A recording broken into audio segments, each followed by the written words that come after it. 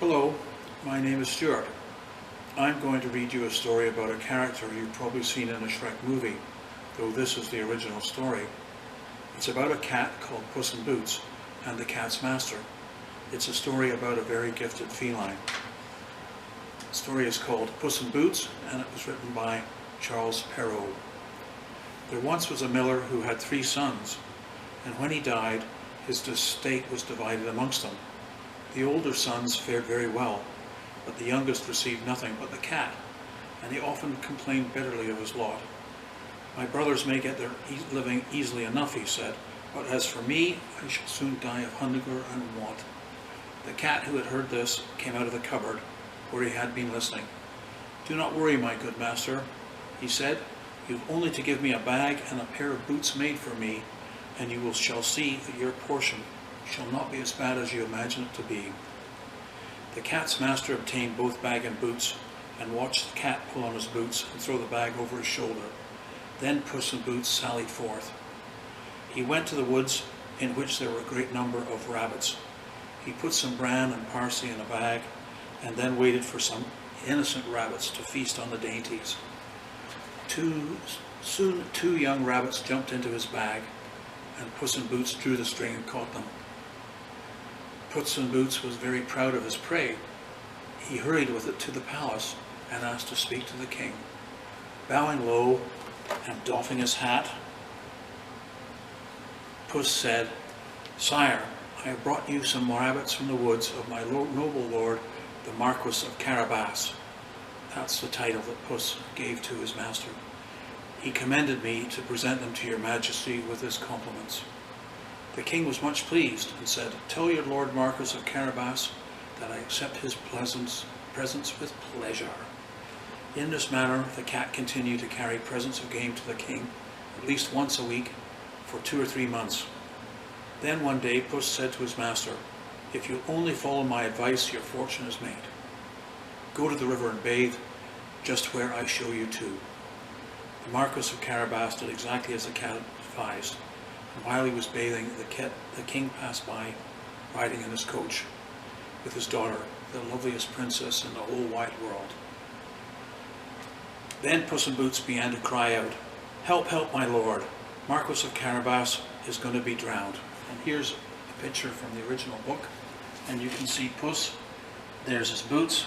He's got a very fine hat, even nicer than mine, a cape, and there's his bag, and in the bag he has some mice for his lunch. Hearing the cries, the king ordered the attendants to go to the rescue of the Marquis of Carabas. While the servants were drawing the young man from the river, Puss in Boots came up to the coach and told his majesty that thieves had run off with his master's clothes, though in reality he had hidden them under a stone. After the Marquis was dressed, the king was much impressed with him and asked him to ride in the royal coach, and it was not at all strange that the king's daughter at once fell deeply in love with him. Quite overjoyed, Puss in Boots marched before the court. Giving orders to the workmen, he came on along the way. Presently, as the king came by, he saw some Moors working in a meadow, and asked him to who the meadow belonged. "To my lord Marquis of Carabas," the Moors answered, as the cat had instructed them to do. "A very fine piece of land you have there, my lord Marquis," said the king.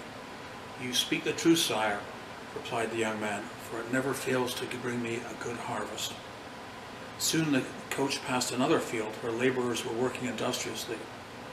When the king asked to whom the field belonged, they answered, "To my lord Marquis of Carabas."